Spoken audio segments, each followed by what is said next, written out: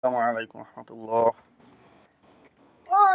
বেগম খালেদা জিয়া, দেশনেত্রী খালেদা জিয়া, উনি ইসলামের পক্ষে ছিলেন, আলেমদের পক্ষে ছিলেন। এখন ওনার মুমূর্ষ অবস্থা, ওনার জন্য সবাই দোয়া করব, আল্লাহ তাআলা যাতে সুস্থ করে দেয়, যদি হয়াত না থাকে মানুষ শহীদ নিয়ে নেয় কষ্ট না দিয়ে। এবং সকল শিক্ষা প্রতিষ্ঠানে, মাদ্রাসা, স্কুল, কলেজে, মসজিদে, মাদ্রাসায় সবাই দোয়ার আয়োজন করুন, খতমের আয়োজন করুন।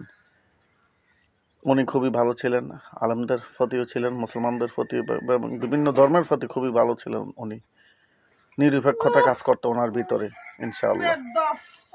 এরপর আরেকটি কথা, কুমিল্লা বরুড়ায় বিল্লাল নামে এক বেয়াদব আল্লাহ এবং আল্লাহ রসুলের বিরুদ্ধে অনেক বিষোদ্গার করেছে, তাকে গ্রেপ্তার করা হয়েছে। আমি আশা করি দৃষ্টান্তমূলক শাস্তি, সর্বোচ্চ শাস্তি এবং ফাঁসি দাবি করছি। যদি না দেন, তৌহিদি জনতা ফুঁসে উঠবে, তখন আপনাদের কিছুই করার থাকবে না।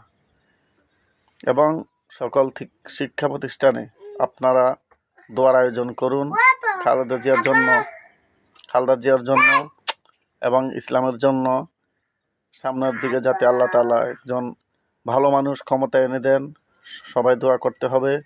এবং ভূমিকম্প, খারাপ ধরনের, বড় ধরনের একটা ভূমিকম্পের কথা শোনা যাচ্ছে। আল্লাহ তাআলা যাতে আমাদেরকে রহম করেন, সবাইকে যাতে আল্লাহ তাআলা রহম করেন, বিপদ আপদ থেকে মুক্ত করেন। সবাই আল্লাহর কাছে তওবা ইস্তেগফার পড়তে হবে, কোরআন পড়তে হবে, নামাজ পড়ে দোয়া করতে হবে। আমরা যদি আল্লাহর কাছে না চাই, আল্লাহ তাআলা আমাদেরকে ভালোবাসবেন না, রহমত দিবেন কিন্তু পেরেশানিও লাগিয়ে দিবেন। তাই আল্লাহর কাছে ফানা চাই, দোয়া চাই সবার কাছে, যে আপনারা সবাই দোয়া করবেন, সবাই যাতে আল্লাহ তাআলা শান্তি করে দেন সবাইকে।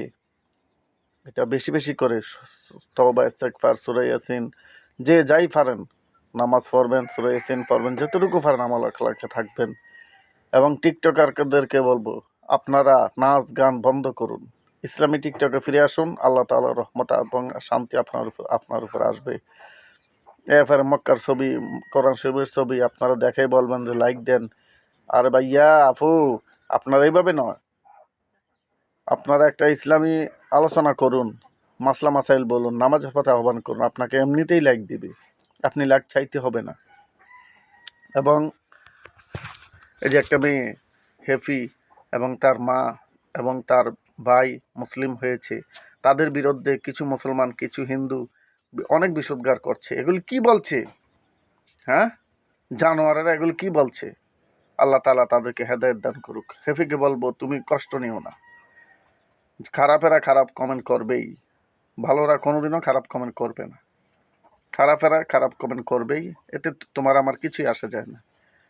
ধৈর্য ধরো, ইনশাআল্লাহ আল্লাহ তাআলা তোমাদের পাশে আছেন।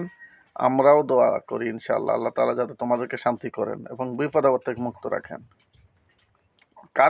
কারো বিরুদ্ধে কেউ যাওয়ার প্রয়োজন নেই, সবাই দোয়া করুন সবার জন্য। এবং অনেক হিন্দুরা ইসলামী টিকটকে ব্যস্ত আছে, আমি আশা করি আল্লাহ তাআলা তাদেরকেও কবুল করে নেবেন। এবং সকল ধর্মের লোকদেরকে বলবো, কেউ কারো বিরুদ্ধে যাবেন না, সবাই সবাইকে ভালোবাসুন, আল্লাহ তাআলা আপনাদেরকে ভালোবাসবে। আহ্বান করুন, হিংসা করে নয়, হামলা করে নয়, সুন্দরভাবে কথাবার্তা বলুন। এবং আপনার ছেলে মেয়েদেরকে কোরআন শিক্ষা দিন, আল্লাহ তাআলা শান্তি দিতে পারে এই ছেলে মেয়ের দ্বারা। যদি আপনি কোরআন শিক্ষা না দেন, নামাজ শিক্ষা না দেন, পর্দা শিক্ষা না দেন, এই মেয়ের দ্বারা, এই ছেলের দ্বারা খারাপ হবেই। এই মা বাবাকে খুন করে ফেলে কেন? স্বামী স্ত্রী মারামারি করে কেন? ব্যবহার খারাপ করে কেন? ওই ছোটকাল থেকে শিক্ষা নেই, এজন্যই। এবং প্রায় পরিবারে অযথা কথাবার্তা, সাধারণ কথাবার্তাও বলে ফেলে, গজব, এই সেই, এগুলি কিন্তু আল্লাহ তাআলা ছাড়ে না। যাকে বলবেন তার উপরেও পড়বে, আপনার আপনজনের উপরেও পড়বে, নিজের উপরেও পড়বে। এগুলি বলিয়েন না ভাই বোনেরা। স্বামী স্ত্রী দম্পতি এবং যারাই এই সমস্ত বলেন, এগুলি খুবই খারাপ। আল্লাহ লানত, গজব, এই সেই, এগুলি খুবই খারাপ। আমরা ভালো হয়ে যাই, আল্লাহ তাআলা আমাকে আপনাকে অবশ্যই শান্তি দিতে পারেন। এবং গাড়ির ড্রাইভারদেরকে বলবো, এক পাশে যাবেন, আরেক পাশে আসবেন। কার আগে কে যাবেন একটু ফাঁক ফালি ঢুকেই দিবেন, এটা কেন?